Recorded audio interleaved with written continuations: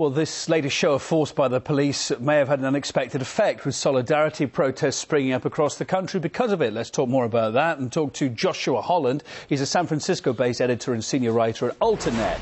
Joshua, very good morning to you. Thanks for being on RT International. So why do you think the police crackdown was so severe? And indeed, is there any surprise at the amount of support these Oakland protesters have received the last couple of days?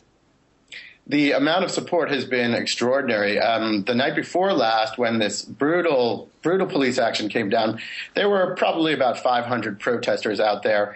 Last night in Oakland, there were maybe 3 times that number. So I think that when these excessive police tactics end up on YouTube, it inspires people to join the movement. If the idea was that it would discourage protest, I think that that's a miscalculation. We'll talk about the role of social media in a minute, but let's just focus more broadly on what this is all about. I mean, people at these protests say that they represent 99% of the nation, but yet their message doesn't seem to be so unified. Does it need to be more unified, more sharpened up before the movement can make any more significant progress, do you think?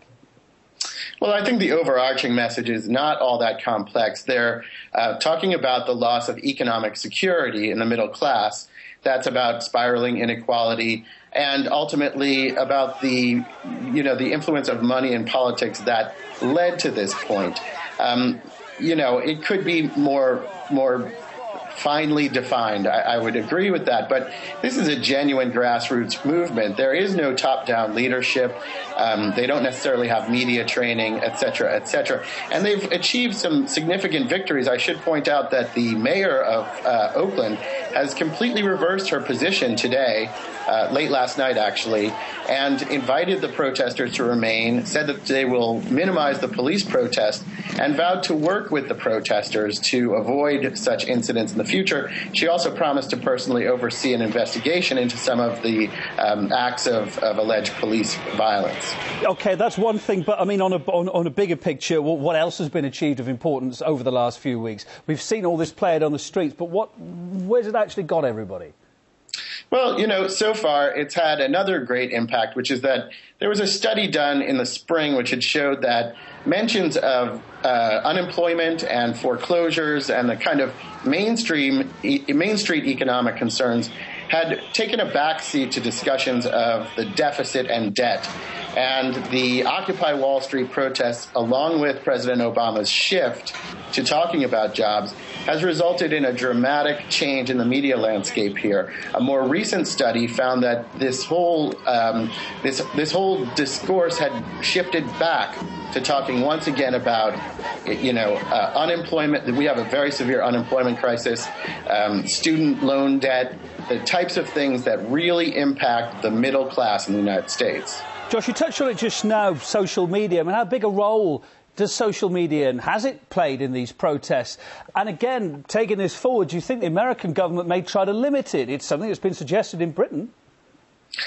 I think it's had a huge role. What we saw in Oakland was instantly posted to YouTube, and it was captured with flip phones. It's worth noting that none of the kind of mainstream broadcasters really showed footage of that until it had already appeared on YouTube. So this is, citizen media at its finest. That's what the promise is. As for whether the government will try to restrict that, I think that certainly civil liberties activists are concerned about those issues. We do have a constitution which limits the extent to which the government can curtail freedom of the press.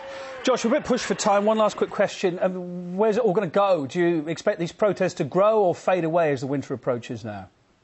Well, it's hard to predict, but I can say that I've covered these protests in the Bay Area, and every single time I go down to both Occupy San Francisco and Occupy Oakland, the crowds are larger than they were the time before. OK, thanks for being on the programme. Joshua Holland, editor and senior writer at AlterNet.